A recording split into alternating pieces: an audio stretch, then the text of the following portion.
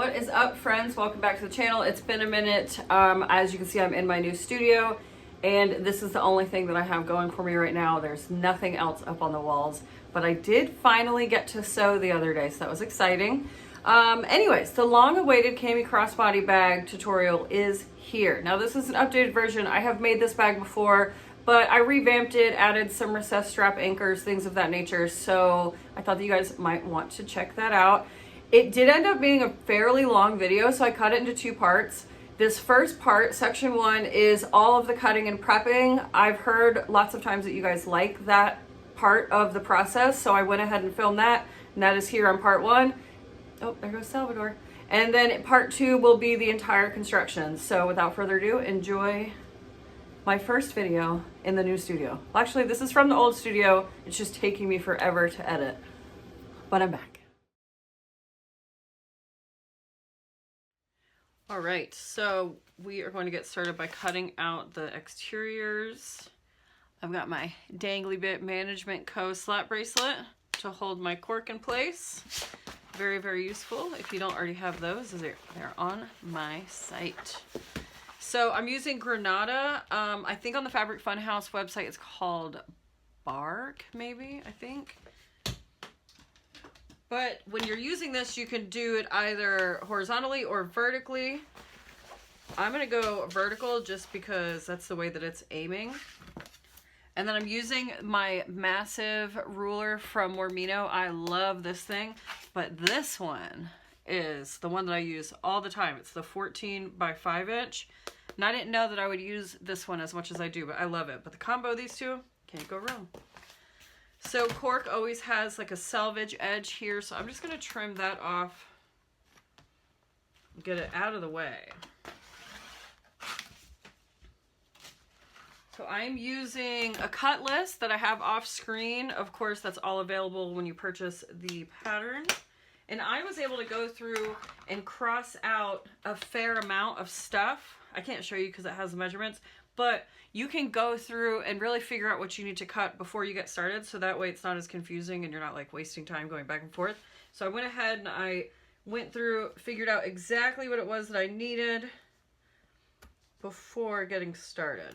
So when I have a cut that's not going to be big enough, or that my ruler isn't big enough, I will marry two rulers together. So I'm going to go ahead and do this for this first cut here. And then there is one exterior.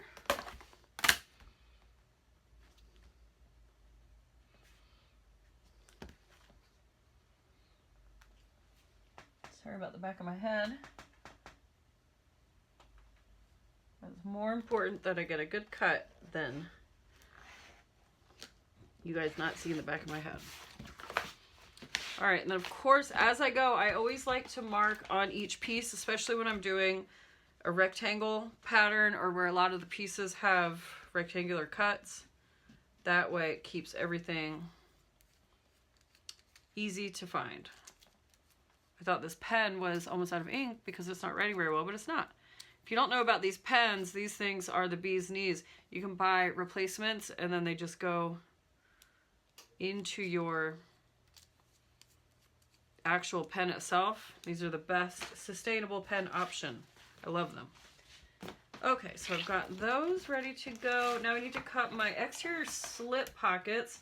So I'm just going to cut one of my cork, and then I'll be cutting one out of fabric later on.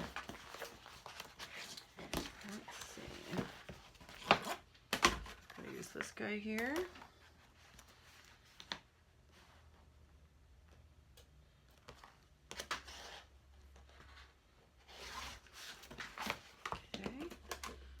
My front pocket. Now, if you want to, you can mirror this on the back side of the bag, and then you'll have 4 slip pockets. And if you're going to do that, then of course you're going to cut out 2 of these. And I think that might be it for the Granada. All the rest is going to be what I would consider accent colors. And my client chose black, so doing Granada cork with black accents.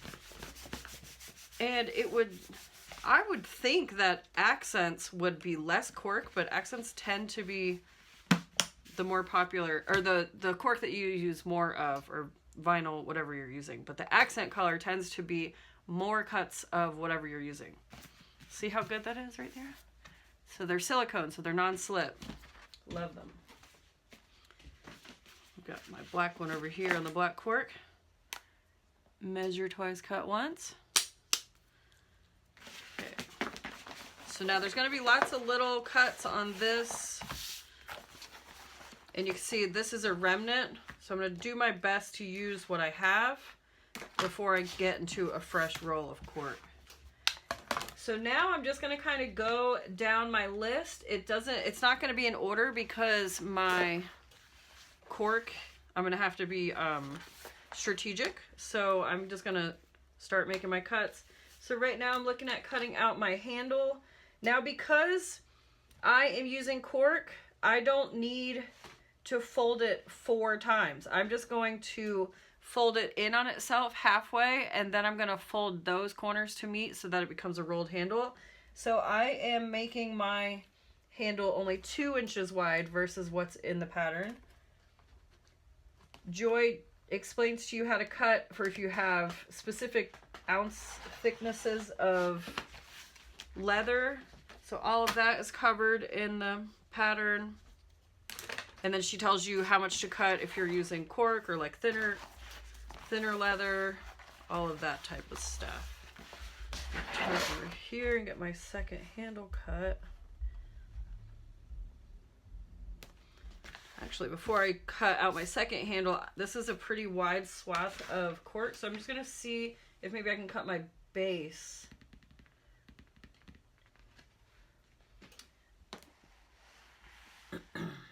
And I cannot. Okay, so I'm just gonna go back to cutting my handle. And I will be amending my base cut as well. In the pattern, she has you cut 2 pieces and then you piece those pieces together to become one piece. And I'm just going to cut it as one piece and then I'm going to quilt it. So I will show you how I do all of that later on in the video. All right, so there's my 2 handles. I need to cut my pocket top. So this is going to be my front slip pocket, and I like to have a little piece that overhangs just as a fun little accent. So I'm going to cut that out now. Okay. Right here. Now I make mine a little bit wider than what she suggests in the pattern. I make mine 1.25 inches wide, and that is so I can offset the fold so that I can be sure that I'm catching both sides of my cork when I'm stitching. So this is the front pocket overlay.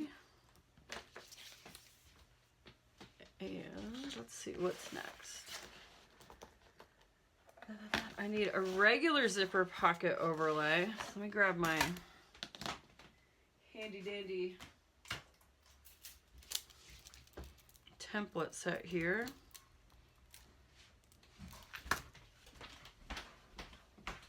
Hey Dave? Yeah.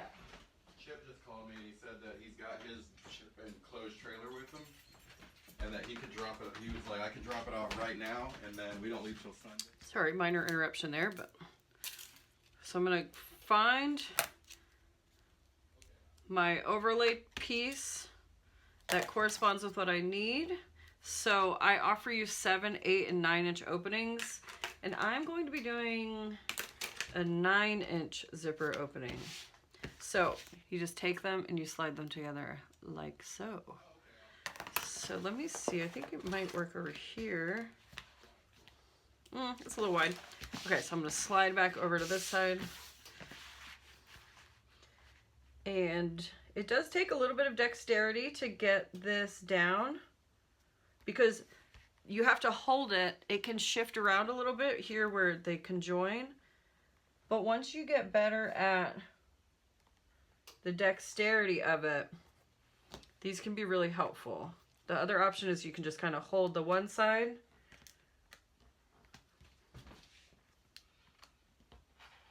And then whenever you get over to this side, oops, scoot your little fingers back over. And there you go.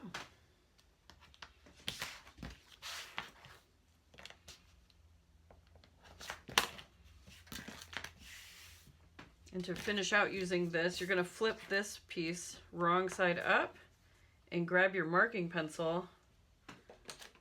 And then we're just going to mark the interior cut lines.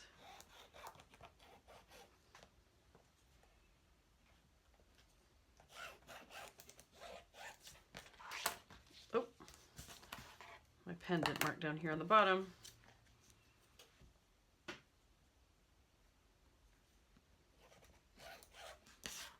There you go. And then now you have a perfect cutout there.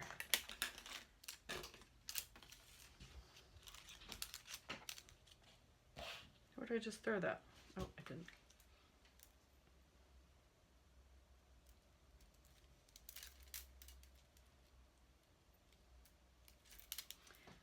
Alrighty, so another amendment that I'm making to the pattern is I'm doing recessed strap anchors.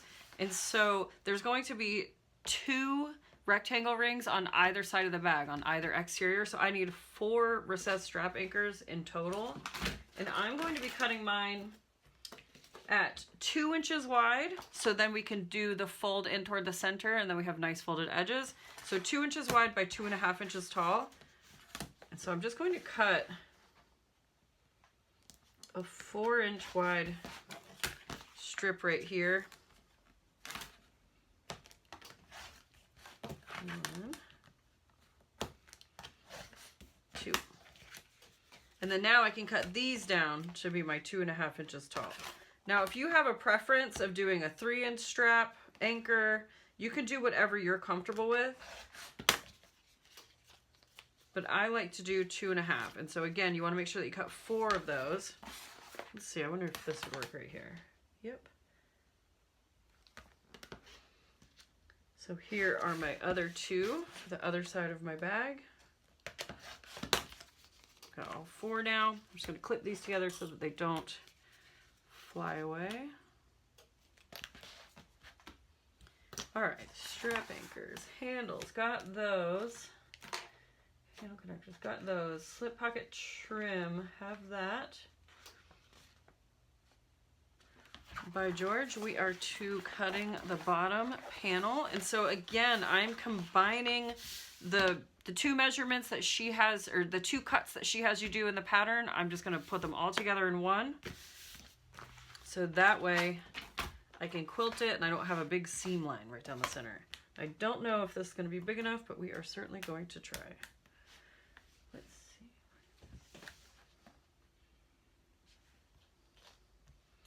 Ooh, I might just squeak right on in there.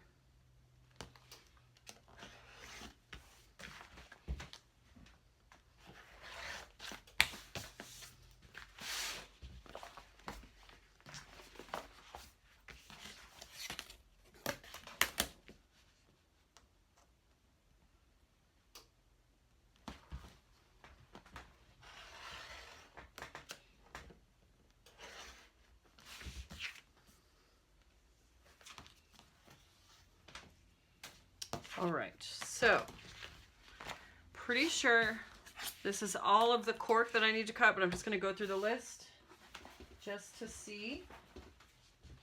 So we have the base, and I'm just going to mark it off on my cut list over here. So we have the base, we have the zipper overlay, check. We have the strap anchors, check. We have the slip pocket trim.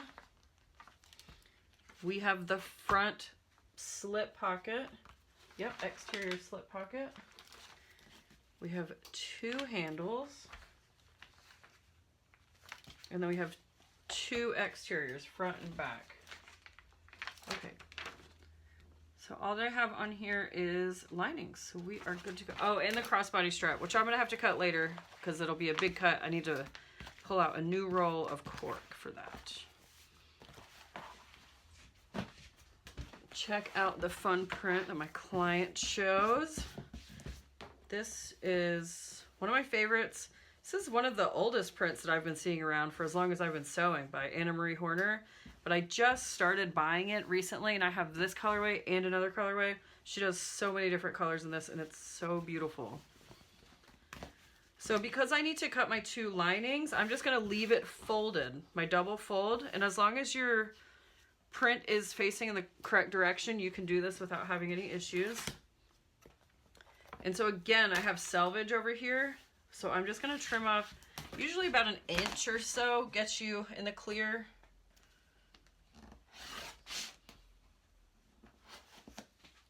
And then pro tip, you hold on to the selvage, so then that way you always know what the fabric is that you like.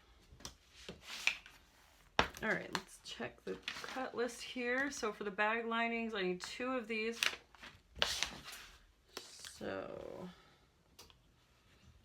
now this is going to be bigger than what we cut for the exteriors because this we're not cutting a separate base.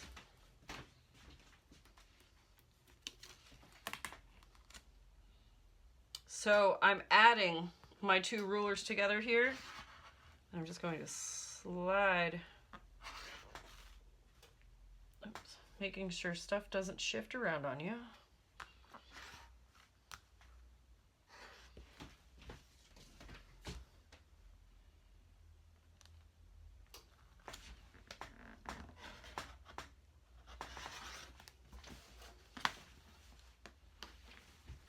All right, so here are my 2 linings, and I'm just going to double check my measurement here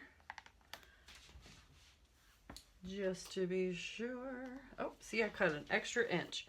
So I'm going to trim off just 1 inch down here on the bottom.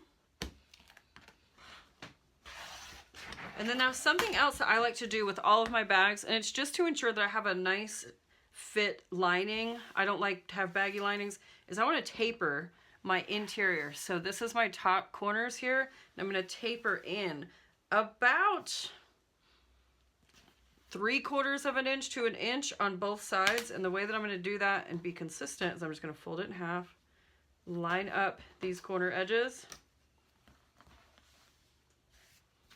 and take a ruler.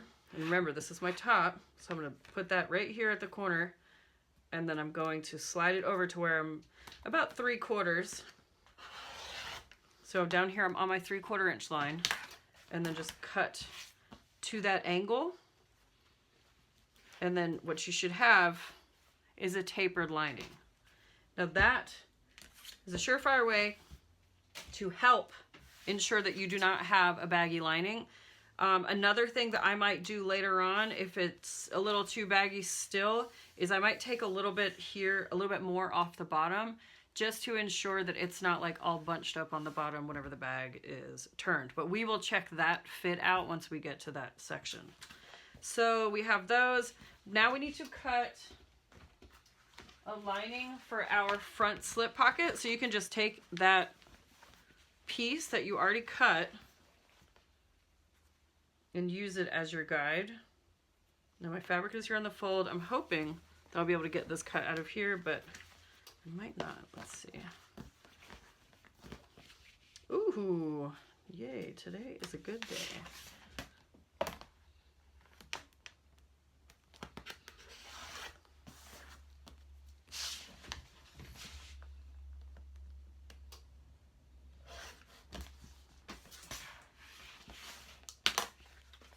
Perfect. So that is this is going to be on the inside of our front pocket, like so. And then the last thing that we need to cut is the interior zipper pocket. So you're going to use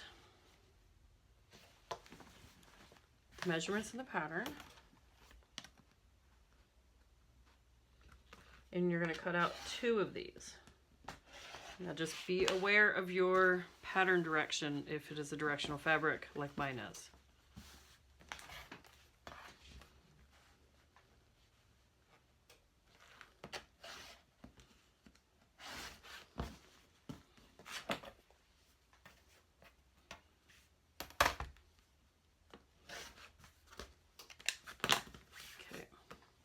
Now we have all of our fabric.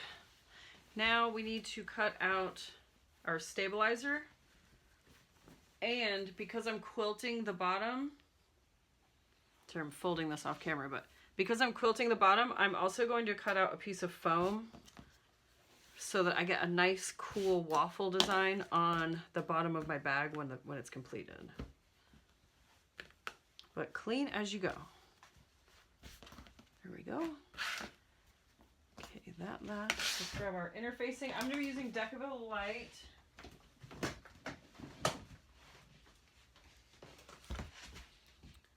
Just grab the bolt that I have and cut out my interfacing.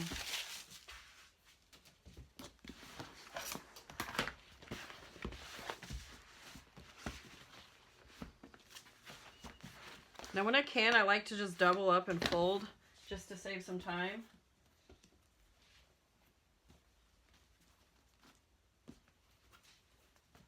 And I'll just take one piece of each of my linings, one side of each lining, and use that as my guide.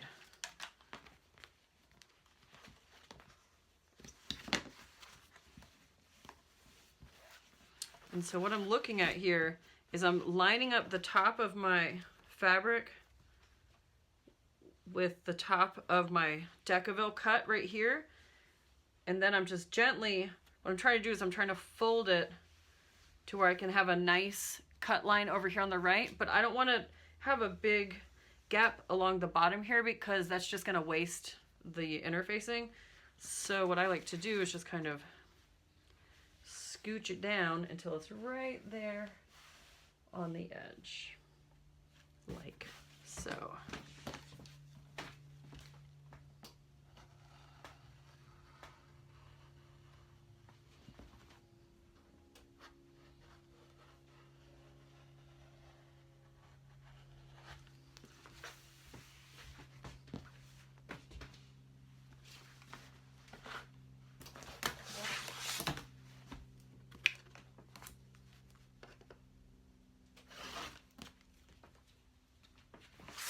And then I always cut the bottom folded edge last, so I'll unfold it and then trim. And sometimes there might be a little bit of excess here down at the bottom because that fold does add a little bit of extra, but that's fine because you could just trim it off. Okay, there are those two. Now we need to cut, this is for my pockets. So same thing, I always just fold it and lay this down, use it as a guide. Wow, that's pretty accurate fold.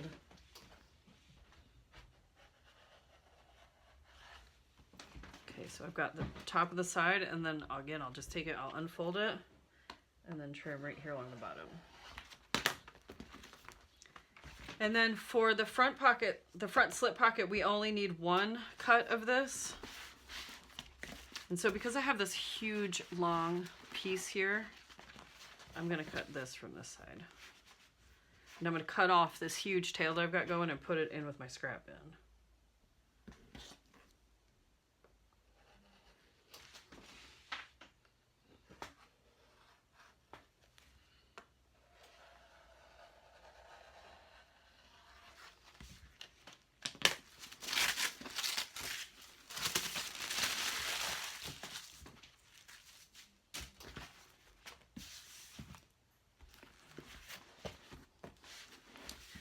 Oh yeah, I want to interface the actual bag too. I've been kind of getting into that where I interface the cork, and it just gives it so much more structure. I really like how it holds itself up. So I'm just going to cut 2 strips for these main exterior front and back.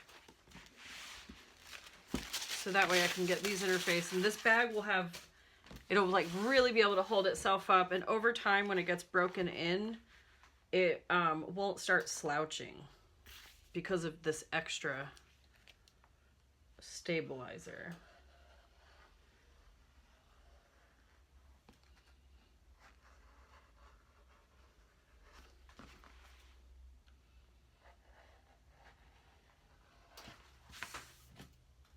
And generally, you know, its manufacturer doesn't recommend heating cork like this, but you know, I have personally done it. I have not had any issues whatsoever with the cork delaminating. So until I accidentally teach myself a different lesson, I'm going to keep doing it. But this is fair warning. I cannot speak to your cork or how it's going to react.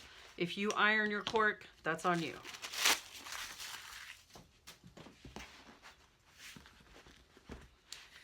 Now I'm going to be adding a piece of foam to the base of the bag.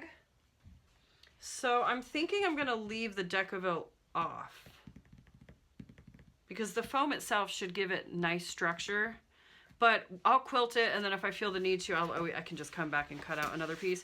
But I worry that if I put foam and Decaville, it's going to be super stiff, which with use it'll definitely soften up, but for now we're going to skip that. But I do have some foam here to cut out for the base. So I'm going to grab the base. I'm going to use this as my guide. And so what I'm doing is from the back side, I'm just laying it about 1/2 inch from the top and side here.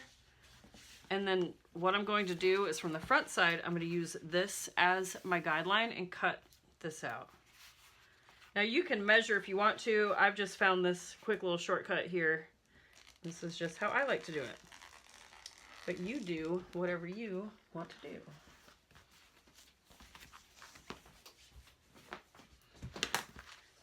So once I get it cut like that, generally speaking, then you could just leave it as is. But because I am going to be quilting it, and then I am going to be attaching my exteriors to the top and bottom sections here, I want to keep it out. I want to keep the foam out of the stitch line. So I'm going to take a little bit off of these, of all 4 of the sides. So I just do this like layout situation to get a baseline of how much I need to cut. And then I can go back and trim off my sides here. Now, if you want to, you can even just trim off on one side because it's going to even up. You know, it's 6 one way, 1/2 of the other. So you do whatever you want. Again, you can do whatever you like.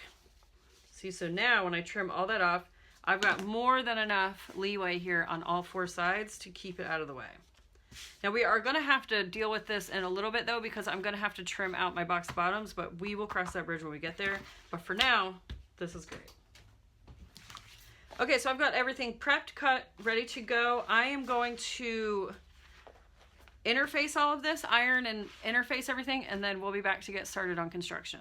All right, I went ahead and got everything all interfaced, and you can see some of my interfacing is a little wide, so I'm gonna go back through and trim everything down to where I don't have those overhangs, because later during construction, when you're clipping it all together, you want to make sure that you're clipping edge to edge, right? So go ahead and trim that down.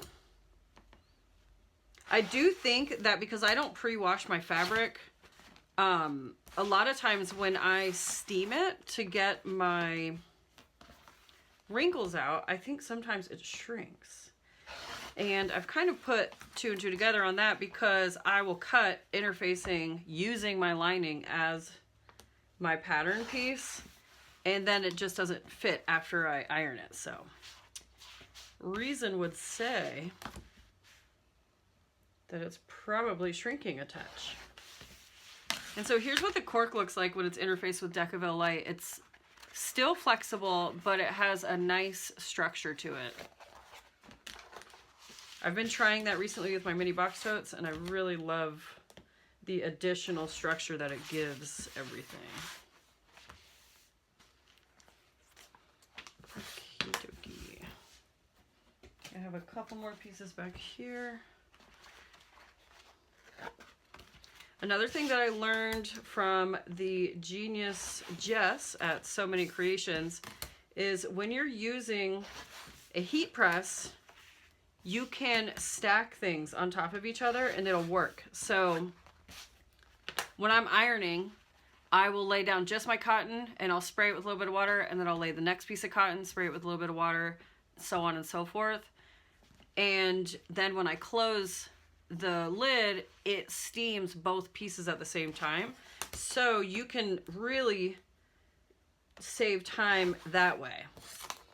So whenever I just interfaced, I steamed these two pocket pieces on top of each other and then this one right next to it. And then I went ahead and I put the interfacing underneath both of these and underneath that and steamed it. So instead of doing it 6 times, I did it twice. So in that sense, having a heat press really is a time saver. I didn't quite understand or appreciate it until I got one.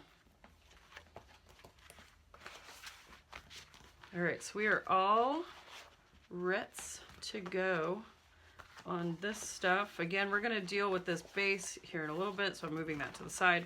I am going to cut my crossbody strap real quick, and I wanted to show you when I am cutting my crossbody strap, if I can, ooh, look how pasty white I look, crazy. If I can, when it's a fresh roll of cork, I'm gonna unroll it and I'm gonna lay it selvage to selvage.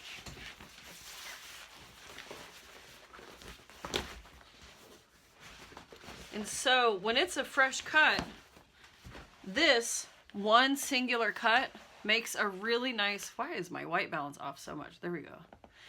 One singular cut makes a really nice crossbody strap.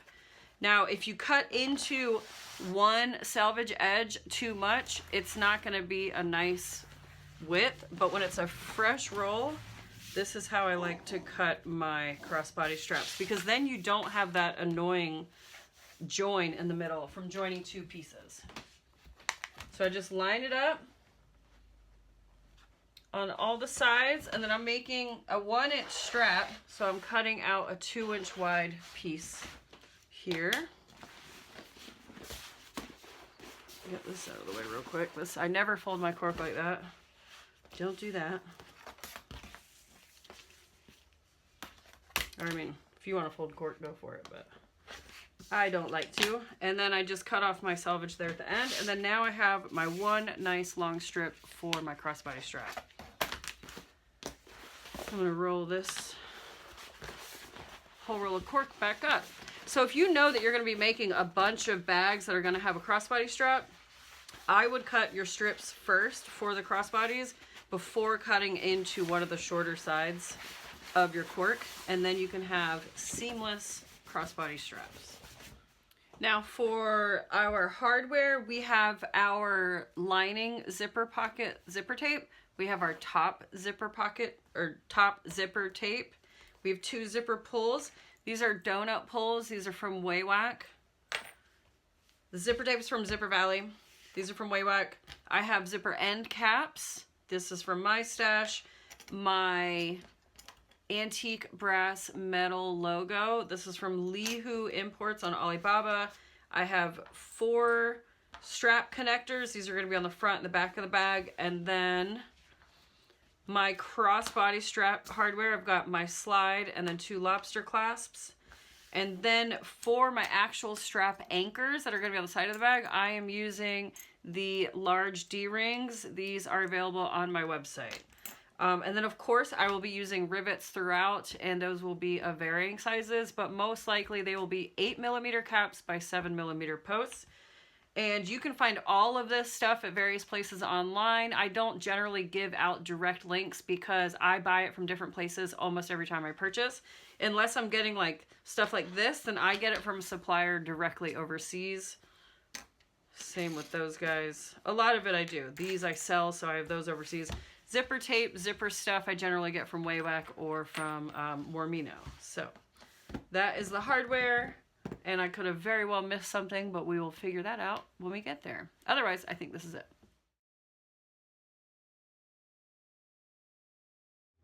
Hope y'all enjoyed part 1 of the Cami Crossbody tutorial. Please be sure to like, comment, subscribe, share, do all that stuff.